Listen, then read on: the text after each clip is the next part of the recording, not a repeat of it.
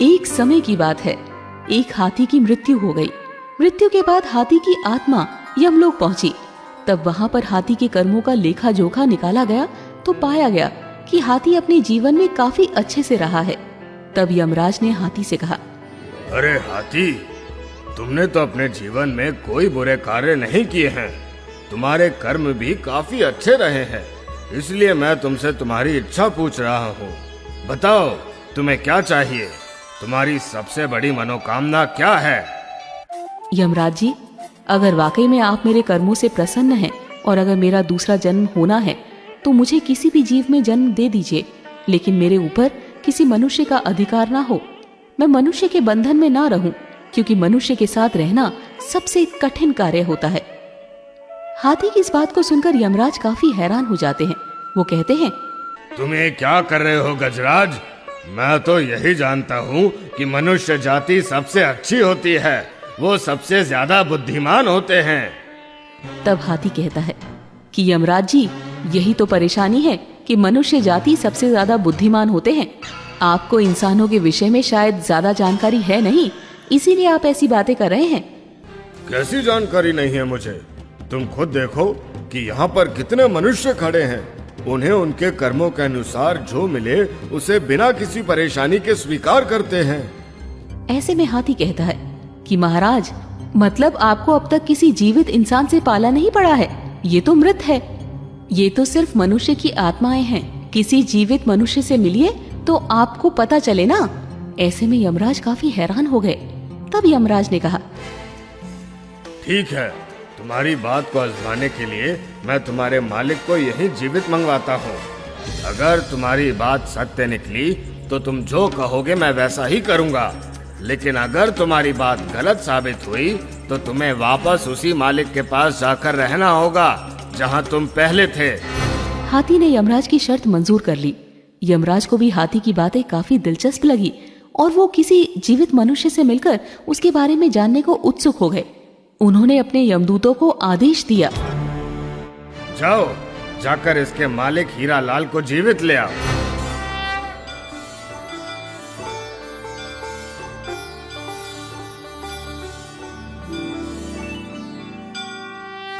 यमराज की आज्ञा मानकर 4 यमदूत हाथी के मालिक को लेने धरती पर पहुंच गए।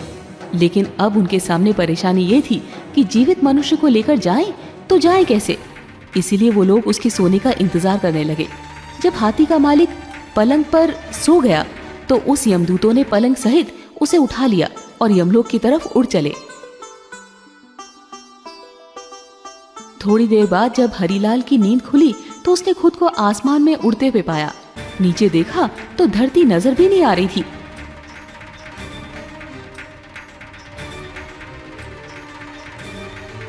तब उसने उन 4 यमदूतों से पूछा, तुम कौन हो और मुझे कहाँ लेकर जा रहे हो? हम यमदूत हैं और तुम्हें यमलोक लेकर जा रहे हैं। तब हरीलाल कहता है, यमलोक तो लोग मृत्यु के बाद जाते हैं, लेकिन मैं तो जीवित हूँ। इस पर यमदूत ने कहा, आज वहाँ पर जीवित व्यक्ति की ही जरूरत है। दरअसल एक हाथी ने यमराज से कहा है कि जीवित व्यक्ति को लेकर आओ, तब आपको पता चलेगा। अरे, वो तो मेरा हाथी है जिसकी आज ही मृत्यु हुई है, लेकिन उसने मुझे ही ऊपर बुला लिया। तब परेशान हरीलाल ने कोई तरकीब लगाने की सोची ताकि उसका जीवन सुरक्षित रहे। इधर उधर देखने पर उसे उसके पलंग पर ही एक कलम और कागज मिल गया। उसने उस पर कुछ लिखा और थोड़ी देर में ही वो यमलोक पहुंच गया। जब वो यमराज के सामने पहुंचा तो यमराज जोर जोर से हंसने लगा और हाथी की तरफ देखकर बोले, ये लो, तुम्हारा मालिक आ गया। कहाँ तुम इतने बड़े और ताकतवर और कहाँ ये अदना सा इंसान? ये भला क्या कर लेगा? थोड़ा सब्र कीजिए महाराज, आपको सब पता चल जाएगा। इधर आओ। लेकिन बीच में ही रुककर हरीलाल कहता है, यमराज जी, क्या आपको पता है कि मैं कौन हूँ? तब यमराज कहते हैं, मैं तो सिर्फ इतना जानता हूँ कि तुम इस हाथी के मालिक हो। इसके अलावा मैं तुम्हारे बारे में कुछ नहीं जानता। अब तुम ही बता दो कि तुम कौन हो। तब हरीलाल वो कागज यमराज को देते हुए कहता है, ये लीजिए, आप खुद ही पढ़कर जान लीजिए कि मैं कौन हूँ। ये वही कागज था जिस पर उसने आते हुए कुछ लिखा था।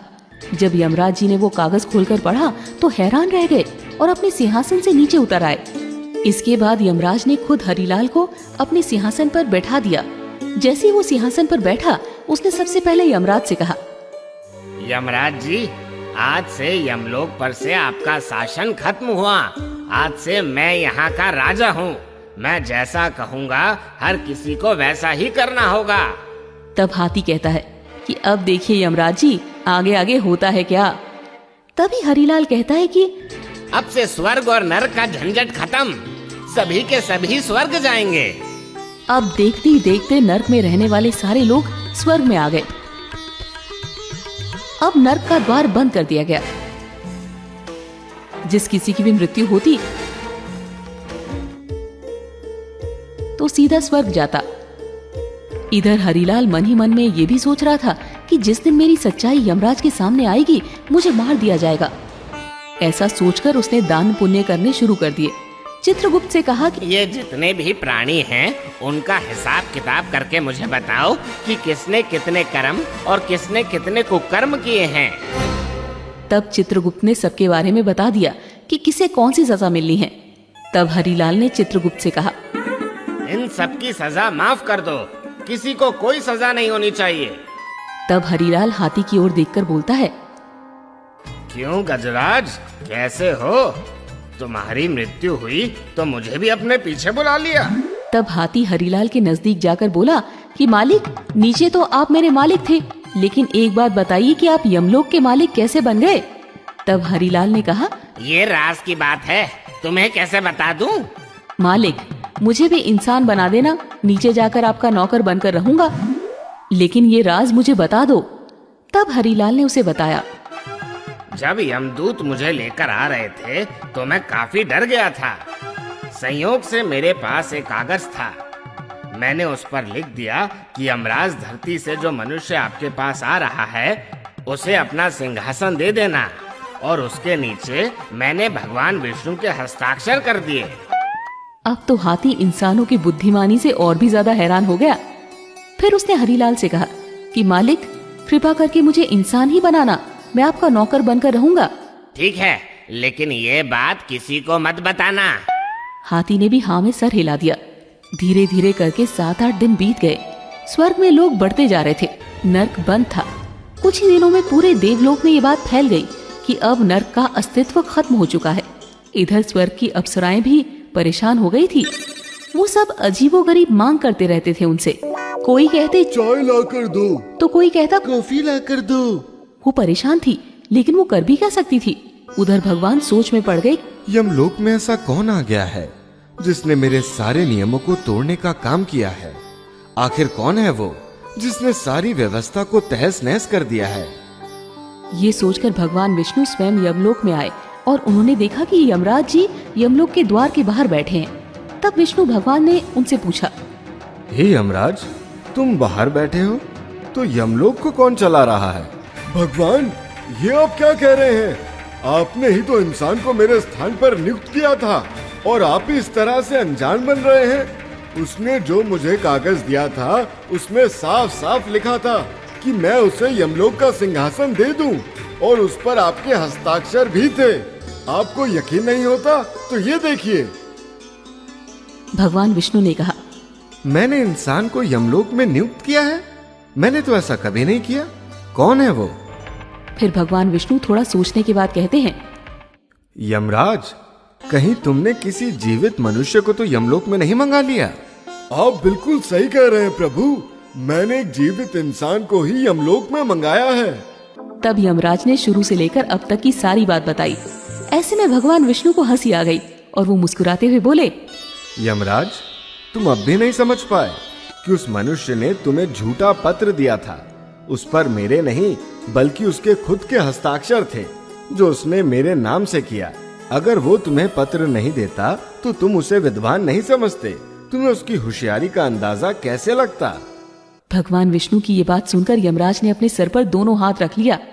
अब उन्हें सारा माजरा समझ में आ चुका था और उन्होंने भगवान विष्णु से कहा, भगवान, इस मनुष्य की रचना तो आपने काफी अद्भुत की है। जैसे ही भगवान विष्णु यमराज के साथ यमलोक आए, हरिलाल अपने सिंहासन से उठकर नीचे खड़ा हो गया और भगवान विष्णु से बोला, हे प्रभु, मुझे तो आपका ही इंतजार था। मैं कब से यही सोच रहा था कि कब आपके दर्शन होंगे और मुझे इस कार्य से मुक्ति मिलेगी।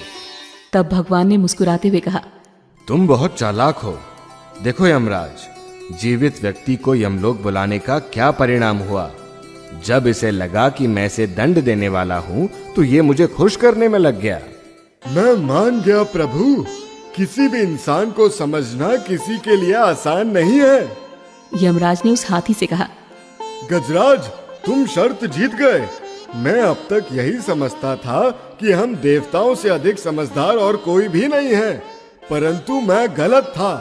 पर आज तुम्हारी वजह से मेरे सारे भ्रम दूर हो गए हैं। अब चूंकि हाथी यमराज से शर्त जीत चुका था, ऐसे में उसने यमराज से कहा कि यमराज जी, आप मुझे भी मनुष्य बना दे। यमराज ने उसकी शर्त मान ली और हरिलाल को वापस धरती पर भेज दिया। लेकिन यमलोक की सारी बातें उसके दिमाग से निकाल दी, यानी कि हरिलाल को यमलोक की कोई भी बात याद नहीं थी। वो फिर से आम जिंदगी जीने लगा। दोस्तों, इस कहानी से हमें यही सीख मिलती है कि इंसान को हर हाल में अपनी बुद्धि का इस्तेमाल करना चाहिए। अगर वो चाहे तो वो किसी भी मुसीबत का सामना आसानी से कर सकता है, जिस तरह हरिलाल ने किया।